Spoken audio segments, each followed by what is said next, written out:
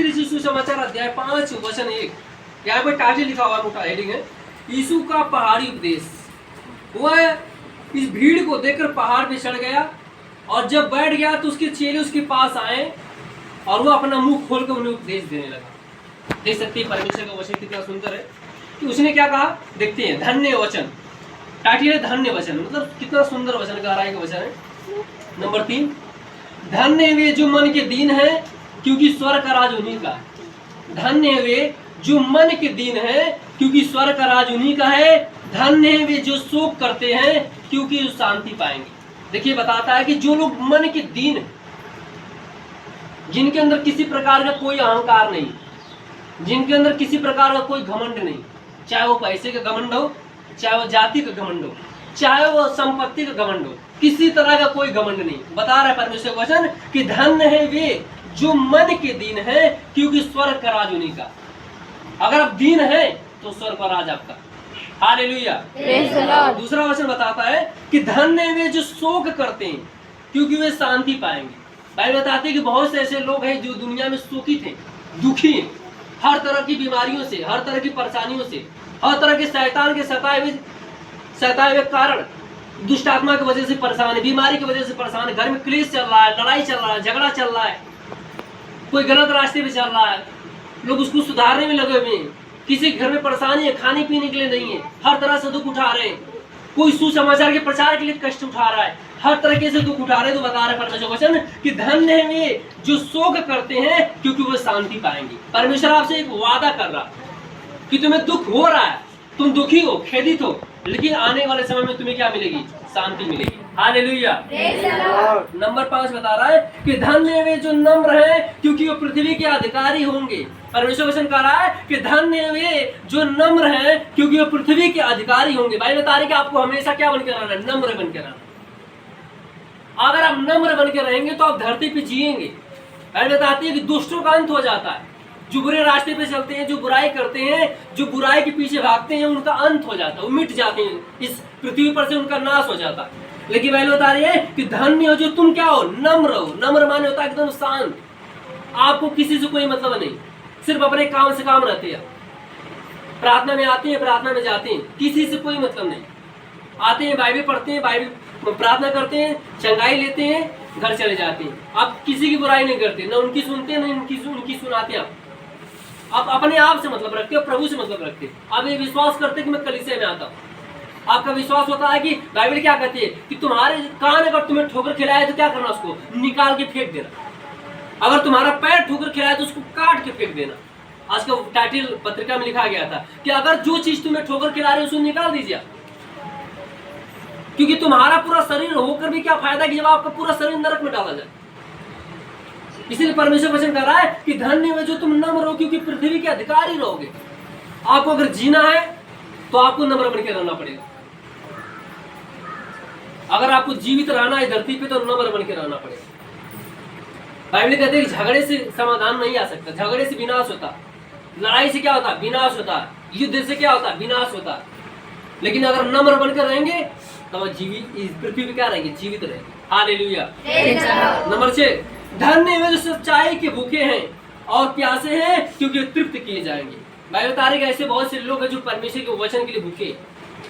सच्चाई क्या होती है, परमेश्वर के वचन सच्चाई है। बहुत से लोग हैं जो सच्चाई को ढूंढ रहे हैं, भूखे प्यासे हैं। ऐसे बहुत से लोग हैं जो जंगलों में तपस्या करते हैं, बिना खाना बिना पानी का फास्टिंग चलता है, उनका उपवास चलता है, दर दर भटकते हैं धूप में, कड़ी धूप में, इस मौसम में, मौसम जो बदलता है, ठंडी गर्मी बरसात का मौसम में, इस कठिन परेशानी में भी वो क्या करते हैं, तब करते हैं, जब और तब करते हैं ताकि उन्हें क्या प्राप्त हो, सच्चाई। लेकिन बता रहे हैं यहाँ पे कि धन्य जो तुम सच्चाई के कारण भूखे हो और प्यासे हो क्योंकि तुम तृप्त किया जाओगे। अगर तुम्हें सच्चाई चाहिए तो परमेश्वर का राय वादा कर रहा है कि तुम्हें सच्चाई दी जाएगी। Hallelujah, praise the Lord. Number 7, धन्य वे जो दयावंत है क्योंकि उनके ऊपर दया की जाएगी। बता रहा है कि आपको क्या बनना, जो धन्य जो तुम दयावंत हो, आपको क्या करना, दया करना हर एक व्यक्ति के ऊपर। और जानवर नहीं, बाइबल बताती है जानवर के अंदर कोई दया नहीं। अब जा रहे रास्ते से उसका मूड बदल के आपको उठा के पटक देगा, अब वो मार देगा, आपके ऊपर हमला हो सकता है, उसकी कोई गारंटी नहीं। कोई भी पालतू जानवर हो अगर आपने उसे पाला तो किसी को भी काट सकता है। आपको भी गारंटी नहीं उसके ऊपर, चाहे जितना पाले उसे। इसीलिए बाइबल कहते हैं कि जानवर का कोई वैल्यू नहीं, जानवर को जानवर में रखा गया, उनकी कटघरी ऐसी बनाई गई कि वो जानवर में रहते। आप जानवर में नहीं जा सकते, आप इंसान की कटघरी में। बाइबल खुद कहते हैं उत्पत्ति 26 और 27, परमेश्वर ने आपको अपने रूप में बनाया। जानवर के रूप में परमेश्वर ने इंसान को नहीं बनाया। आप जानवर नहीं कि जिसके साथ जैसा चाहेंगे वैसा बर्ताव करेंगे, नहीं। अब इंसान है और आपका बर्ताव वैसा होना चाहिए जैसा परमेश्वर का। Hallelujah, praise the Lord. धन्य हो जो तुम दयावंत हो, क्योंकि तुम पर दया की जाएगी। जब आप एक दूसरे के ऊपर दया करेंगे तो आपके ऊपर भी क्या की जाएगी? जब आप दूसरों को सताएंगे तो आपको भी किसका सामना करना पड़ेगा? सताव का सामना करना पड़ेगा। इसीलिए आपको क्या करना? हम दयावंत बनिए, हमेशा दया, आपके हृदय में दया होनी चाहिए। बाइबल कहते जब हम पापी थे तब यीशु मसीह हमारे लिए मर गया। बाइबल कहती है कि बुरे लोगों को लोग छोड़ के भाग जाते हैं, लेकिन जब हम मरे तो परमेश्वर ने यीशु को भेजा हमारे स्थान पे मरने के लिए, और हम यीशु मसीह क्या हुआ? मरा हमारे पापों पे। तो उसने क्या किया हमारे पर? हमें दंड देने के लिए नहीं आया, वो हमें क्या करने के लिए? बचाने के लिए आया। वो बता रहा है कि परमेश्वर ने हम पर क्या किया? पापों के बदले दया किया। हमें भी एक दूसरे के ऊपर क्या करना? दया करना, क्योंकि हमारा हृदय पत्थर का नहीं। परमेश्वर की प्रतिज्ञा है कि तुम्हारे हृदय की पट्टियों पे मैं अपना क्या लिखूंगा? अपना वचन उसमें समाऊंगा। आपका हृदय बदल चुका है, आप नए हृदय के साथ लौटे। आप पत्थर नहीं जिसे गलाया नहीं जा सकता। Hallelujah, praise the Lord.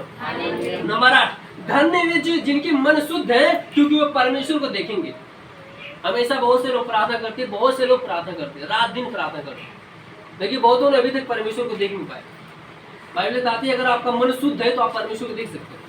शुद्ध होना चाहिए आपका मन। बाइबल क्या कहती है? शुद्ध, न कि अशुद्ध। अशुद्ध होने के बाद आप परमेश्वर को देखने की लालसा नहीं कर सकते। फिर तो आप क्या देखेंगे? अगर आपका मन अशुद्ध है तो फिर आप शैतान नजर आएगा। जागते हुए सोते हुए शैतान ही नजर आएगा।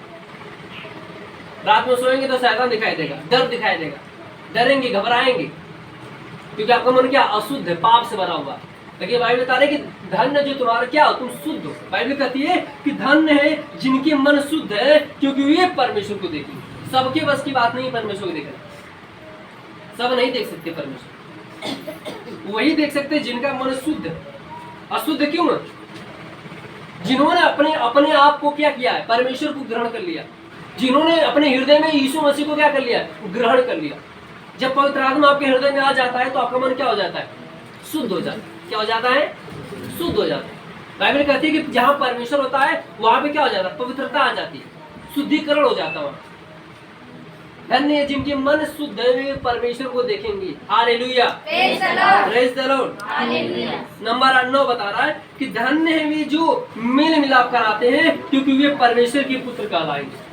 देख सकते हैं बहुत से लोग हैं जो झगड़ा करवाते हैं। यहाँ क्या बता रहा है? धन्य जो मेल और मिलाप करवाते। झगड़ा दो ही तरीके से होता है, या तो किसी की बुराई करिए तब सब झगड़ा होना संभव है। इनकी बात उनको बता दीजिए, उनकी बात इनको बता। सच्चाई के कारण सताए जाते हैं, क्योंकि स्वर्ग का राज उन्हीं का। हालेलुया, धन्य जो सच्चाई के कारण सताए जाते हैं। बहुत से लोग हैं जब यीशु मसीह का सुसमाचार पूरी दुनिया में किया जाता है तो पता क्या होता है? उन्हें सताया जाता है, उन्हें झूठा उनके ऊपर आरोप लगाकर बंद कर दिया जाता है, जेल खानों में डाल दिया जाता है, बंदीगृह में, सच्चाई की वजह से। क्योंकि दुनिया को सच्चाई नहीं पता, विश्व सच्चाई नहीं जानता। अगर विश्व सच्चाई जानता तो कहाँ चलता? पता, प्रकाश में चलता। लेकिन लोग कहाँ चल रहे हैं? अंधकार में चल रहे हैं। उन्हें पता नहीं कि वो सही कर रहे हैं गलत कर रहे हैं, उन्हें पता ही नहीं। इसीलिए यीशु मसीह ने खुद कहा कि जो प्रकाश में चलता है उसे सब कुछ दिखाई देता है, लेकिन जो अंधकार में चलता है उसे कुछ दिखाई नहीं देता। इसीलिए बाइबल स्पष्ट रूप से कहती है कि धन्य है वे जो सच्चाई के कारण सताए जाते हैं, क्योंकि स्वर्ग का राज उन्हीं का है। आप यहाँ पर सताए जरूर जाएंगे, लोग गाली देंगे आपको। जब चर्च में आएंगे आपके ऊपर लोग ताना मारेंगे, लोग आपके ऊपर दोष लगाएंगे कि ये लोग चर्च में जाते हैं, ये लोग ईसाई बन गए, उन्होंने ईसाई को ग्रहण कर लिया, धर्म बदल रहे, ये कर रहे हैं, ऐसा कर रहे हैं। बाइबल क्या करती है कि धन्य जो सच्चाई के कारण सताए जाते हैं, क्योंकि स्वर्ग का राज उन्हीं का। यही लोग स्वर्ग जाएंगे जो दुख उठा रहे हैं यहाँ पे यीशु मसीह के लिए, जो प्रचार कर रहे हैं यीशु मसीह का, जो सुसमाचार का प्रचार कर रहे हैं, दुनिया में लोगों को बता रहे, अपने गाँव में, अपने परिवार में, अपने घर में, गाँव में जा जाके, जो यीशु मसीह के लिए बाइबल को नहीं फेंकते हैं। बहुत से लोगों का जब सताव होता है तो बाइबल उठा के घर में रख देती है, ड्रेस नहीं पहन कर आते डर के मारे। जब उनसे पूछा जाता है आप चर्च में जाते हो, बोलते नहीं मैं चर्च में नहीं जाता हूँ, डर के मारे कि लोग मुझे पीटेंगे। बाइबल कहती है अपना इनकार मत करना, यीशु मसीह ने कहा इनकार मत करना।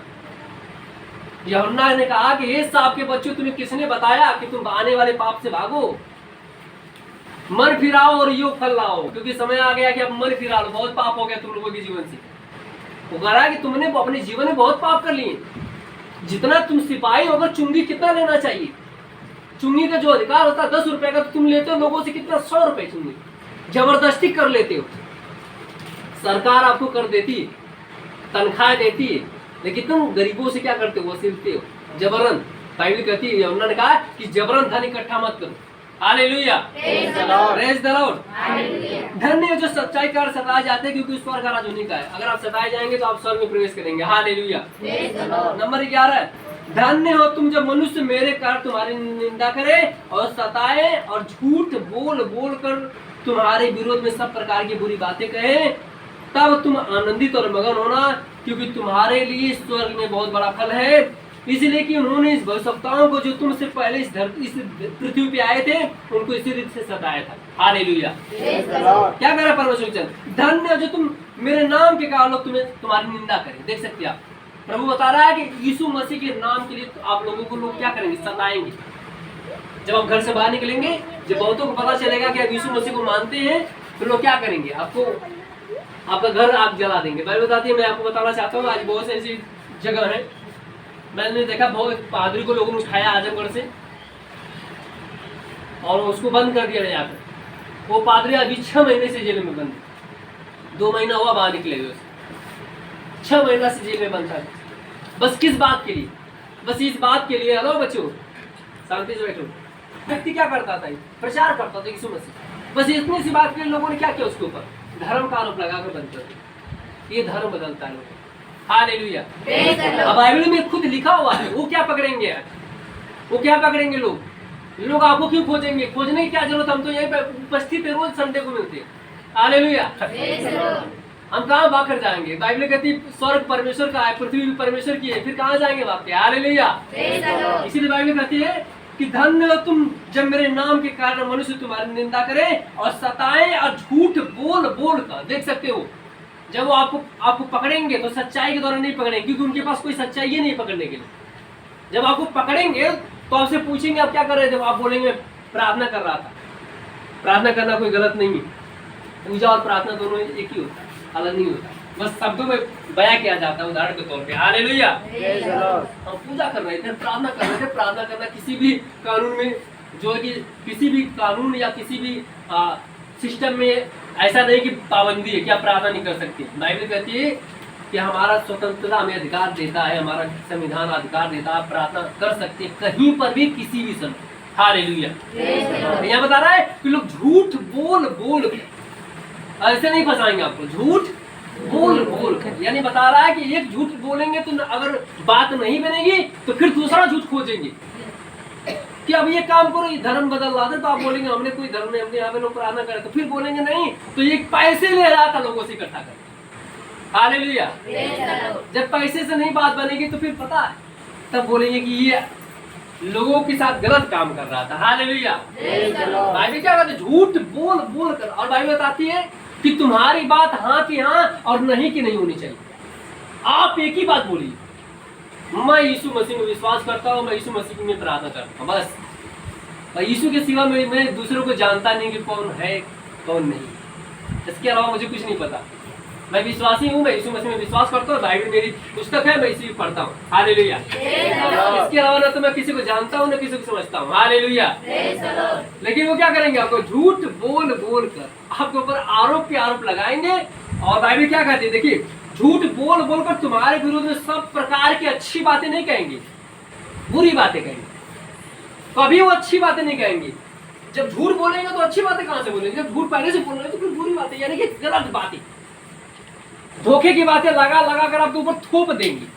आपको पता है जब कोई व्यक्ति पकड़ा जाता है जेल में, तो जी एक पता है वकील जाता छुड़ाने के लिए, वकील को लोग पैसा देते हैं, काम करो, किसी गलत काम किया लेकिन फिर भी उसको बचा लो। और लोग जाते बोलते कितना पैसा लगे, बोला इतना पैसा दे दीजिए हम छुड़ा लेंगे, केस हम लड़ लेंगे, कोई दिक्कत नहीं। और पता वकील क्या करता है, झूठ बोल बोल कर फाइल तैयार करता, केस को बनाने के लिए झूठ बोलकर गवाहों को झूठे पैसे दे दे के इकट्ठा करके लाता, ताकि झूठी गवाही दे और उसको क्या उसको बचाया जाए। भाई बता रहे यहाँ पे स्पष्ट लिखा है कि धन्य तुम जब मनुष्य मेरे कारण तुम्हारी निंदा करे और सताएं और झूठ बोल बोल कर तुम्हारे विरुद्ध में सब प्रकार की बुरी बातें करें। ये बता रहे हैं कि आपको सताएंगे भी, जब यीशु मसीह में आएंगे तो आप सताए जाएंगे। ऐसा नहीं कि बड़ा आसान है, ये जिंदगी आसान नहीं। मैं हमेशा आपको बताता हूँ कि यीशु मसीह में आने वालों की जिंदगी आसान नहीं, 100% बता रहा हूँ आसान नहीं, चाहे वो पादरी हो या फिर वो एक विश्वासी हो। बहुत से लोग यहाँ बैठे हुए हैं, बहुत से लोगों की औरतें जो है कि चर्च में अपनी पतियों को मना करती हैं कि अब चर्च में क्या करने जा रहे हैं, धर्म बदलने जा रहे हैं। यार हमारा धर्म